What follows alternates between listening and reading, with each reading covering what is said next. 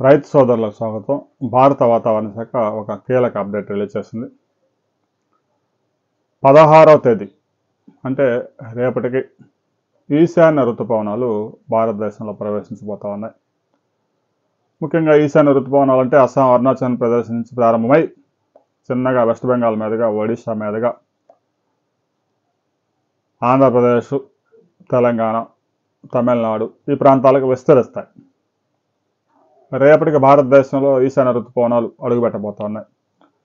ఇప్పటికే నైరుతి ఋతుపవనాలు క్లోజ్ అయిపోయాయి. ఈశాన్య ఋతుపవనాల ప్రభావంతో కూడా భారతదేశంలో 28% చాలా ప్రాంతాల్లో వర్షాలు నమోదవుతాయి. ముఖ్యంగా తమిళనాడు లాంటి ప్రాంతంలో అయితే పూర్తిగా ఈశాన్య ఋతుపవనాల మీద ఎక్కువగా ఆధారపడి ఉంటుంది. ఇక నవంబర్ నెలలో 4 అల్పపీడనాలు ముఖ్యంగా ఏర్పడే అవకాశాలు స్పష్టంగా కనిపిస్తూ ఉన్నాయని స్కైమెట్ వాతావరణ సంస్థ ఒక రిపోర్ట్స్ ఇమేజెస్ ద్వారా రిలీజ్ చేసింది. మరో 2 నెలల పాటు వర్షాలు ఎక్కువగా 2 తెలుగు రాష్ట్రాల్లో కురిసే అవకాశం ఉందనే నివేదికలు కూడా ఆందోళన కలిగిస్తూ ఉన్నాయి.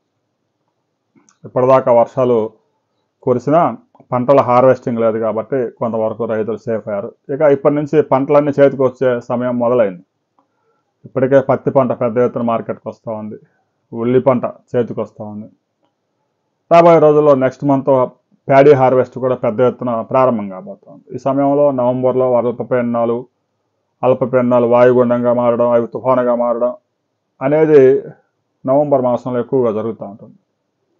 ముందుగానే వాతావరణ సంస్థ హెచ్చరికల ప్రకారం వచ్చే నెలలో కొంచెం బీభత్సం కనిపిస్తూ ఉన్నట్టు ప్రస్తుతం లభించిన ఇమేజెస్ ప్రకారం, శాటిలైట్ ఇమేజెస్ ప్రకారం వారు అంచనా వేస్తూ ఉన్నారు. దీని మీద కొంచెం ముందుకు వెళ్ళిన తర్వాత ఇంకా క్లారిటీ వస్తుంది. అయితే గడిచిన 24 గంటల్లో తెలంగాణలో, ఆంధ్రప్రదేశ్లో అక్కడక్కడ మోస్తరు వర్షాలు కురిశాయి. పెద్దగా భారీ వర్షాలు నమోదైన రికార్డ్స్ లేవు. రాబోయే 48 అవర్స్లో కూడా 2 తెలుగు రాష్ట్రాల్లో కొన్ని ప్రాంతాల్లో మోస్తరు వర్షాలు నమోదయ్యే అవకాశం ఉంది.